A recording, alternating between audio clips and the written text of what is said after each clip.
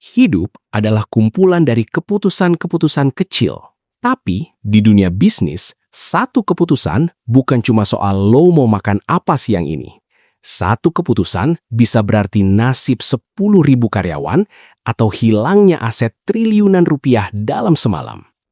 Lo mungkin pernah dengar kasus Kodak atau Nokia, perusahaan raksasa yang tumbang bukan karena mereka nggak punya rencana, tapi karena mereka salah mengambil keputusan di saat yang krusial. Mereka terjebak dalam zona nyaman dan gagal melihat perubahan. Welcome back to Modulpedia. Hari ini kita bakal bedah tuntas salah satu modul paling krusial di manajemen, pengambilan keputusan. Kita bakal bahas kenapa manajer sering kena mental block, gimana cara pakai logika matematika buat nebak masa depan, sampai cara menghindari jebakan psikologis yang sering bikin bisnis bangkrut. Siapin kopi, catatan, dan fokus lo. Kita masuk ke level pro. Banyak orang mikir pengambilan keputusan itu cuma soal pilih A atau B. Salah besar. Pengambilan keputusan adalah proses. Ini dimulai dari mendeteksi masalah. Pertama, masalah versus kesempatan. Masalah itu adalah gap antara apa yang lo mau dengan apa yang terjadi. Tapi manajer elit nggak cuma nunggu masalah. Mereka cari opportunity. Kesempatan adalah saat lo nemuin cara buat bikin keadaan jadi jauh lebih baik dari target semula. Tapi hati-hati, jangan sampai lo cuma ngobatin gejala tapi lupa sama akar masalah. Misal, penjualan turun. Kasih diskon itu cuma ngobatin gejala. Masalah aslinya mungkin karena rasa produk yang berubah. Manajer jagoan itu nyari akar, bukan cuma poles gejala. Penjualan turun itu gejala. Kenapa? Karena pelanggan pindah ke kompetitor. Kenapa? Karena produk kompetitor lebih murah. Kenapa? Karena proses produksi mereka lebih efisien. Nah, masalah aslinya bukan di tim marketing, tapi di efisiensi mesin produksi kita. Itu baru namanya nemu akar. Kedua, tipe keputusan. The binary system. Di kantor, lo bakal nemuin dua jenis keputusan. Yang pertama, keputusan terprogram. Ini adalah makanan sehari-hari.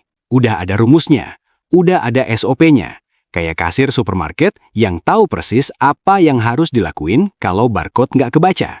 Efisien, cepat, otomatis. Selanjutnya, keputusan tidak terprogram. Ini adalah the real deal. Masalahnya unik, nggak ada di buku manual, dan taruhannya gede. Contoh, saat Elon Musk mutusin buat beli Twitter, nggak ada SOP buat itu. Itu murni analisis, visi, dan keberanian. Dan ketiga, teori Herbert Simon dan Bounded Rationality. Pakar dunia Herbert Simon bilang kalau kita ini bukan robot. Kita punya keterbatasan info.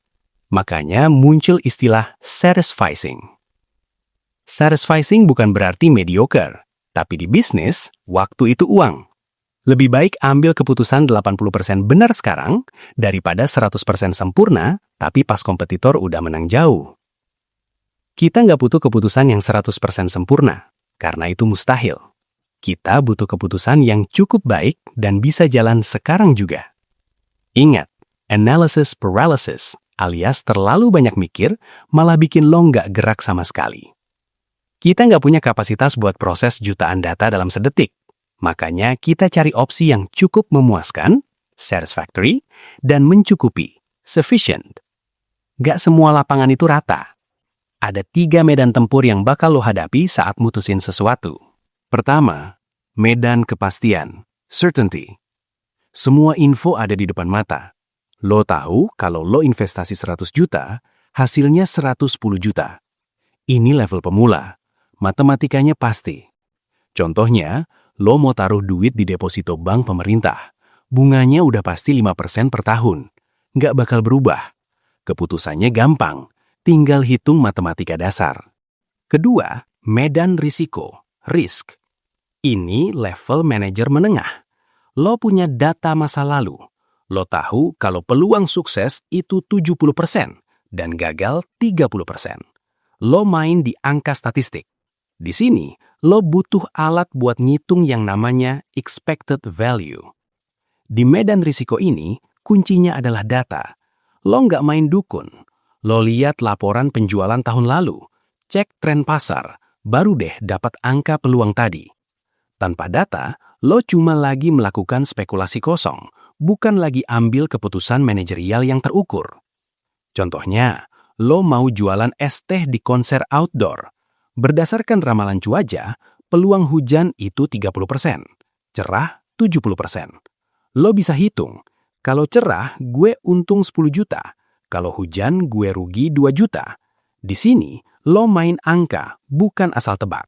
Dan ketiga, medan ketidakpastian, uncertainty. Ini level God mode. Lo nggak punya data, dunia lagi chaos, dan lo harus mutusin. Disinilah kreativitas dan jam terbang manajer diuji. Lo nggak pakai rumus, lo pakai intuisi yang terasah dan skenario cadangan. Contohnya, bayangin lo adalah bos perusahaan taksi konvensional di tahun 2010. Tiba-tiba muncul teknologi ride sharing kayak Gojek atau Uber. Lo nggak punya data masa lalu tentang gimana cara ngelawan aplikasi, karena itu hal baru di dunia. Lo nggak tahu perilaku orang bakal berubah secepat itu atau enggak. Di titik itulah lo masuk ke medan ketidakpastian. Pilihannya cuma adaptasi total dengan cara baru atau pelan-pelan mati ditelan zaman. Biar Modulpedia nggak cuma kasih teori, kita kasih lo senjata praktisnya. Pertama, teknik Delphi dan kelompok nominal. Bosen sama rapat yang isinya cuma setuju sama bos? Pakai teknik Delphi. Lo kumpulin pendapat ahli secara anonim. Teknik Delphi ini obat buat groupthink. Itu loh, kondisi di mana satu tim cuma iya-iya aja karena takut beda pendapat sama mayoritas atau takut sama bos. Di Delphi, semua suara setara. Hasilnya, jujur dan tajam karena nggak ada tekanan ngikut mayoritas. Atau pakai kelompok nominal di mana tiap orang punya hak suara yang sama buat voting ide terbaik. Kedua, Decision Tree. Pohon keputusan. Mari kita bedah kasus Kopi Arman. Misal, brand Kopi Arman mau ekspansi. Cabang A, mall, sewa mahal, 200 juta. Peluang rame, 80%. Untung 500 juta. Peluang sepi, 20%. Rugi 100 juta. Cabang B, pinggir jalan, sewa murah, 50 juta. Peluang rame, 40%. Untung 200 juta. Peluang sepi 60%, rugi 20 juta. Pakai pohon keputusan, lo bisa hitung secara matematis kalau cabang A punya nilai harapan, expected value, yang lebih tinggi meski sewanya mahal. Hitungannya gini, 0,8 kali 500 juta ditambah 0,2 kali minus 100 juta sama dengan 340 juta. Bandingkan sama cabang B yang cuma ketemu angka 68 juta. Secara matematis, risiko di mall lebih masuk akal dikejar. Jadi jangan cuma lihat murahnya, tapi lihat peluang cuannya. Dan ketiga, analisis BEP, Break Even Point. Jangan asal buka bisnis kalau nggak tahu titik impas. BEP ngasih tahu lo berapa banyak unit yang harus lo jual cuma buat napas, nutup biaya. Kalau jualan lo di bawah BEP, itu namanya lo lagi bakar duit buat hobi. Ini bagian paling daging. Lo udah punya data, udah punya alat, tapi lo tetap gagal. Kenapa? Karena eskalasi komitmen. Ini adalah alasan kenapa orang tetap bertahan di hubungan yang toksik, atau manajer tetap buang duit ke proyek yang udah bangkrut. Ini penyakit ego. Contoh, brand kopi Arman buka cabang kedua yang lokasinya ternyata di samping kuburan yang jelas-jelas sepi. Udah rugi tiap bulan, tapi karena udah terlanjur keluar duit 1 miliar buat renovasi, manajernya tetap suntik duit terus. Dia nggak mau ngaku salah. Dia terjebak dalam sunk cost fallacy, sayang duit yang udah hangus. Kita sering merasa, gue udah keluar 1 miliar di sini. Kalau gue berhenti sekarang, duit itu hilang. Padahal, kalau lo lanjutin, lo bakal kehilangan 2 miliar lagi. Manajer elit harus punya mental cut loss. Akui kesalahan, berhenti, dan putar arah. Jangan biarkan sunk cost menghancurkan masa depan organisasi. Manajer yang jago harus berani bilang, gue salah. Gue tutup sekarang supaya nggak bangkrut total. Jangan baper sama keputusan yang udah lewat. Kesimpulan besar hari ini, pengambilan keputusan adalah perpaduan antara data, alat bantu, dan kontrol emosi. Jangan jadi manajer yang reaktif.